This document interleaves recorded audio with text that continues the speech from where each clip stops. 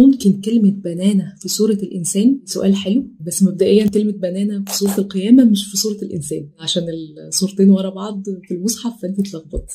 بس سؤال حلو، وخليني أقول لك إن الآية دي رد عن الآية اللي قبلها. إيه بقى الآية اللي قبلها؟ أيحسب الإنسان أن لن نجمع عظامه بلى قادرين على أن نسوي بنانه. وأنا لما دورت في الآيات دي الحقيقة اتبسطت ولقيت لها قصة، وقصة حلوة، وتعالوا أحكي لكم بقى القصة إيه وسبب نزولها إيه علشان يثبت المعنى في دماغنا أكتر. الآيات دي نزلت في جار رسول الله صلى الله عليه وسلم، وكان جار سوء اسمه عدي بن ربيعة، وكان دايما بيضايق الرسول، والرسول عليه الصلاة والسلام كان دايما يستعيذ منه. فجه في يوم من الأيام عدي ده يسأل الرسول عليه الصلاة والسلام عن يوم القيامة. إيه بقى يوم القيامة، ويقول لي إيه أحواله وإيه شكله وصفه لي. فالرسول عليه الصلاة والسلام رد عليه وقال له، فعدي رد عليه وقال له: لو عاينت اليوم ده يا محمد لن أصدقك ولن أؤمن بيك. يعني لو شفت اليوم ده بعناية مش هصدقك برضو يا محمد ومش هآمن بيك.